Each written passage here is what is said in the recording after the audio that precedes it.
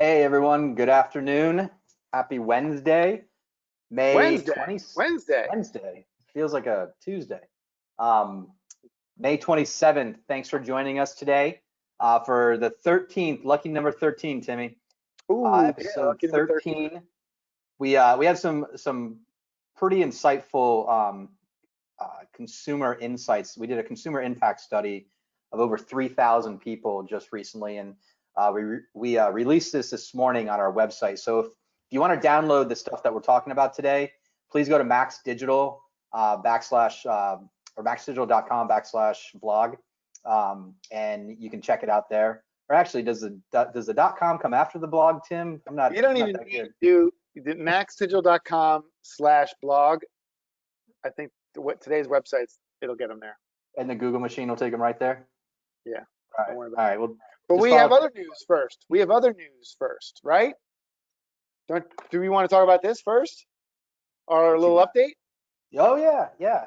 Hey, before you get started on that, if you have any questions, please put them in the question box on that little thing that pops up. I don't even know what they call that, but we'll be monitoring that. So if there's any questions, we'll go ahead and get to them while we're on here. Okay. All right, so we had a release, what we call a point release last week. That's when we can kind of like put something into the tool without having to like do a major shutdown, right? And that was the ability to post a link inside the product to for OEM window stickers, right? That's pretty cool, wasn't it? Very, very cool. Yeah. We got some Uh, examples. yeah. And then the first look market alerts. We talked a ton about the first look market alerts, but I want to remind everybody those are also out, so they're part of that release. If you, either of those things you want to have turned on, get a hold of your rep, leave us a message here. We'll reach out to you. But here's what they look like. Why don't you tell the good folks at home, Patrick, what they got here? Sure, I'm still seeing the title page, so you might have to. Oh, really? That's my fault. So I haven't done anything yet. Oh, man. I could talk to it. You could talk to it. That's me. You got to say, Scoutless, you got to start sharing. How about that? And There we go. Tim's there on we it. go. Second cup of coffee kicking in. So go That's ahead right. and all right, so OEM window stickers, we're pretty excited about this. So let's show it live. We took a screenshot just about 30 minutes ago and threw it in there. So two things on this page. Tim talked about the market alerts. That's an opt-in versus an opt-out. So if you want that turned on, contact us and we'll get that turned on. Basically, for anyone that doesn't know what those are, we're looking at the market every week from a retail pricing standpoint and giving you some insights on, has this vehicle adjusted, and if so, how much? And then if it goes to what we are calling that moderate, retail discount of about 15% that a lot of the industry experts are saying, maybe next week, Tim, we can debate that. But this is basically how far that vehicle could go down if it gets to a 15% drop. But right over on the, right below that on the right-hand side, you have the OEM window sticker button. So we're really proud of this. We've been collecting these for years. We have 34 million-ish original OEM factory window stickers. You ever taken ish? What's an ish? Yada, yada, yada. Yeah, one or two. But 34 million is the magic number. From all our, investigation on other people that provide technology like this, we have the vast amount of majority. This is free. This is not a paid upgrade. And this is something that you don't have to turn on. If you see if the OEM window sticker button is blue, you click on it. Timmy, if you can go to the next slide. And here you go. So in this particular Kia Soul, this is the original window sticker. You're going to see this in two places. You're going to see this on when you're doing the appraisal. So inside the appraisal screen, and then inside of our e-stock card. So if you're merchandising an off-brand vehicle and you're not sure if it has additional packages on it, just click on the stock number inside the pricing tool or the add approval page, and you'll see it right there. So it's pretty easy to get to. And I mean, this is, we've been asking for this for a while, Tim, and this is I think this is a game changer. Yeah, I've had a lot of guys call me and tell me thank you. I mean, this is really good stuff. I think it's a step in the right direction. For everybody, information is key, and I think there's more to come with this sort of Yeah, stuff. All right, so let's talk about what we brought the good folks online today to discuss. The COVID-19 consumer impact study. This is some really good information. that our marketing team put together. Kim and Catherine and Peg, I got to give a shout out to them, right? Let's make sure at the end we thank them as well. They did a phenomenal job. Talking to over 3,000 people, right? So this just gives us a quick idea of the sample size of the people and the scope. 1,900 of those people intend to purchase a vehicle within the next year, and out of those 1,400, 1,500 of them intend on buying a new or late model used car, right? So there's always some people out there that want to buy some older used cars that we end up talking to. We definitely want to talk to people who are in that prime late model new car market. Is that kind of the way you would describe it, Patrick? Yeah, 100%, 100%. And you can see on the bottom left kind of the age parameters of the people that responded to the survey. So I think it's some good information. Let's dive into it. Yeah. So purchasing patterns, they have changed a lot less what we might call post-COVID, right? Or now, as opposed to before the outbreak, than we thought, right? The intent to purchase now across new and used did not shift significantly. So what kind of information can we pull from this slide here, Patrick? So I think one of the things that we talked about earlier, that used 1 to 3 year old vehicle, you had a good point where you said that's really going to, I think, affect CPO vehicles. So there might be a good opportunity there with CPO cars. But you can see, things haven't shifted significantly from pre to post COVID. So, the biggest one was, the answer choices on the left-hand side. Some people just aren't sure. They're unsure. So, that went from 7% to 11%. Still, small increase, but when you're talking 3,000 people, that's a significant amount of people that, they're just not sure. So basically for the dealers, that's a wide open platform for those guys to put them on, any car in your lot, because they're not really looking for a specific, date range. Yeah, it's safe to say that uncertainty is definitely still out there. That's why I think we saw the small increase there. But I think we'll continue to look at this, and who knows, what'll change as we move forward. Yeah, the big thing is 97% of those people were still in market, so that's a great thing. That's a great thing for our dealers out there. So let's talk about what's motivating shoppers. What do we see here? So for health and safety reasons, it's the incentive to buy, really remained unchanged, but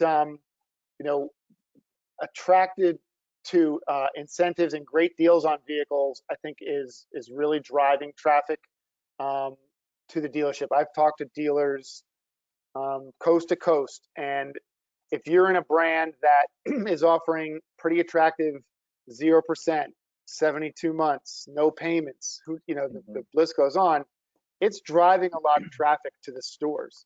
Whether those customers end up landing on a car that they came in on the ad for, maybe not, but they are definitely getting them in the system and closing them on something else. Is that fair to say? Yeah, and also, to the incentive and, good deal, if you will. How many of your personal friends outside the automotive industry have called you up over the last month and asked, hey, is now a good time to buy? Can I get a good deal on a car? I know 3 people inside of, my circle that have bought a car in the last couple of weeks because of that perceived, they're getting a good deal. And those incentives are so attractive. And Tim, just like me, you probably have tons of dealers that are running out of new car inventory because of that. So, and there's another stat here that pops into my head that's not a huge number of people, but for health and safety reasons, people are looking to buy. And I told you the story about, I had a conversation with my father. Now, my he's a baby boomer, but he's like, man, this is going to be great for the car business. I'm like, what are you talking about, Dad? And he's like, no one's going to fly anymore, Tim. He's like, everybody's going to get in a car and go somewhere. And I just saw a thing about the drive-in movie theaters coming back.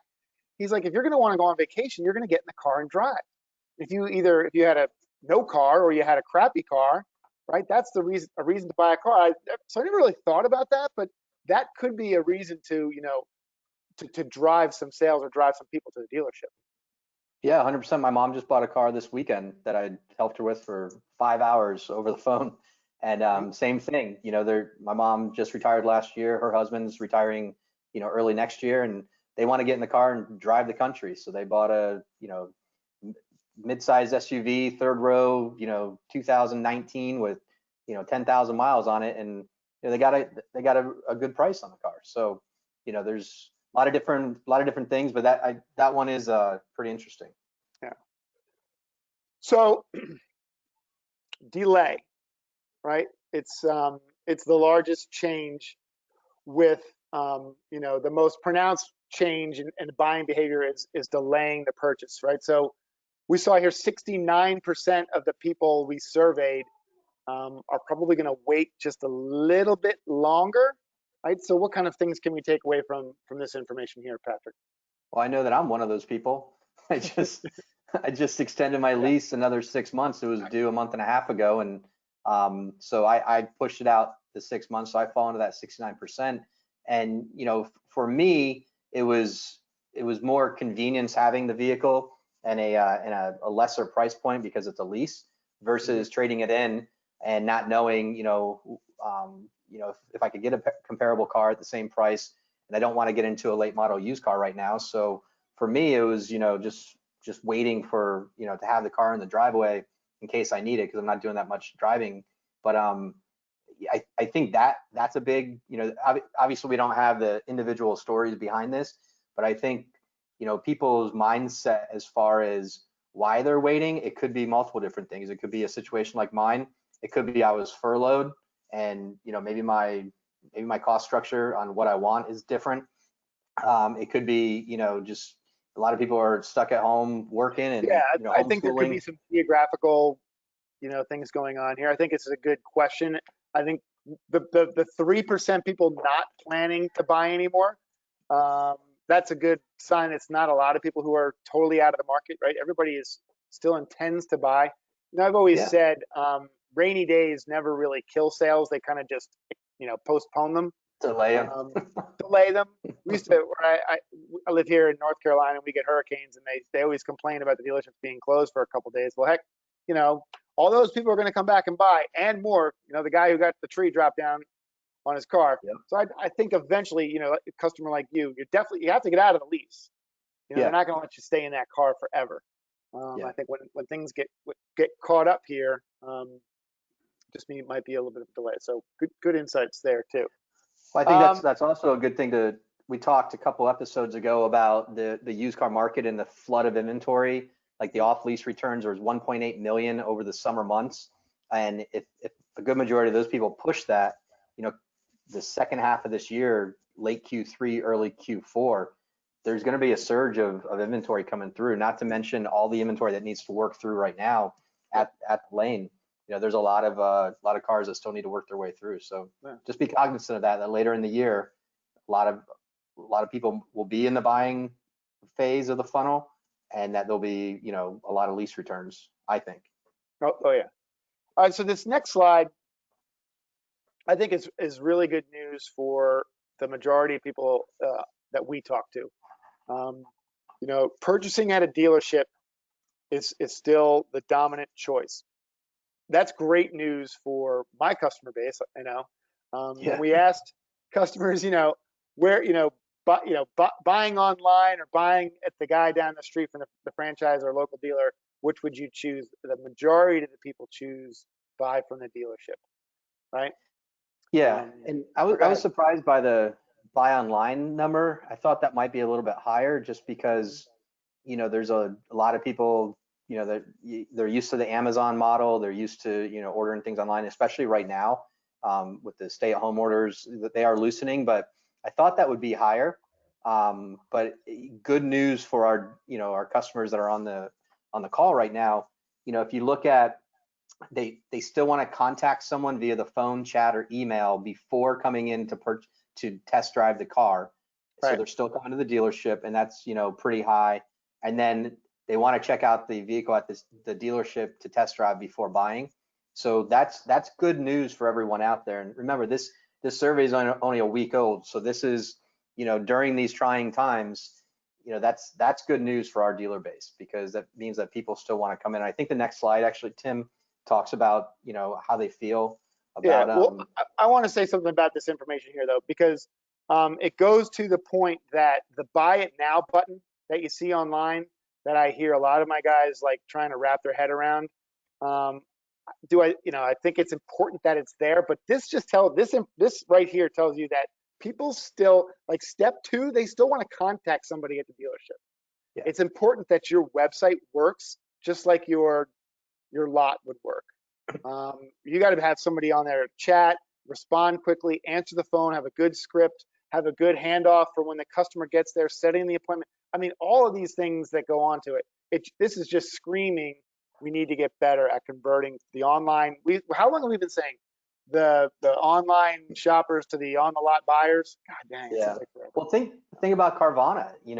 Their whole motto is, purchase online, but the average customer at Carvana, what is the stat? It's like they still have almost nine physical touches with somebody, right, with a representative, whether it's email or phone. So they still want to talk to someone to make sure that, all their ducks in a row. So when they show up, and this is a great opportunity too, if in that first step, we can have a good online process or a good communication process and have a good TO when that customer comes. They don't want to start the process over. Yeah. So, my mom was paying cash for the car this weekend. It still took them 4 hours to buy a car. And that was this past Saturday. I won't name the dealer. He's not one of ours, so I probably should name him, but 4 hours to buy a car cash, because, and they did a lot of the stuff online, but this dealership didn't have a good turnover process. The car wasn't, they had an appointment time. The car wasn't waiting up front for them. When they, I even coached her on, hey, tell them to appraise your car while you're taking the test drive. They didn't do that. So just every little thing, they could have done better. So, but so be it. But just some good takeaways there. So this was interesting too. I probably fall into this category. I don't know, but it appears that when people are still comfortable going to the dealership in the same old fashion, if you look at it, I don't know, 85% of the consumers are willing to go. So 53% really the traditional process, with 32 expecting a small change. I mean, that's pretty much, most guys are making some small change. What are you seeing as far as change? You and I have both been in dealerships the past couple of weeks. Not a lot, but we've been in a handful. Yeah. What are you seeing? Yeah, I mean, the showroom is spread out a little bit more. There's kind of tape lines everywhere. People have a mask. I think you and I both experienced this. If the customer's wearing a mask, the salesperson's wearing a mask. Yeah. I didn't see the guys at the tower wearing masks, in the fishbowl. That's probably a little, but we'll see. Consumers are saying the same thing right now. Yeah. According to this information. Agreed. So, all right. And I think this is it. Yeah, last slide here. So local dealerships, right? We talked about them being the place to go in the next step. It continues to say that people are definitely, more likely to come to, 63% are more likely to show up and feel confident purchasing from a local dealership than either CarMax or Carvana. That's great news, and that one really surprised me, because you look at Carvana. Carvana is, I just said it, their persona is buy online, right? CarMax, a big national chain. Think of a big box company.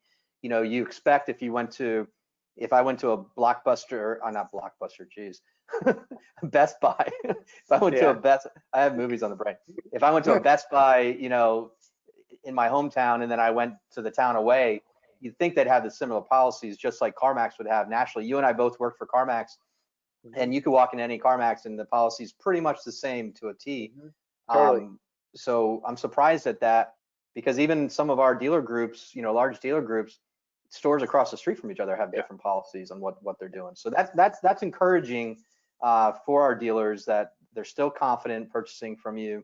Just have a process in place. If you're not, if you're in a state that's been wide open the whole time, have your salespeople have a mask in hand and just kind of mimic what the customer is doing, just to keep that confidence going when they're at your store. Yeah, so really good information. Where can people find us again? maxdigital.com/blog. Right. Yep, and you told me to remind you, special thanks to Kim, Catherine, and Peg. Awesome job, marketing team. Good This job, guys. information, we'll make a video of this, so we'll post it in the Facebook group. We'll put it out online. You guys can share it with your buddies. No questions around any of this information. So anything else, Patrick? I'll let you say goodbye. Goodbye. Thanks, everyone. Have a great day. Sell them. You can always buy more. That's right.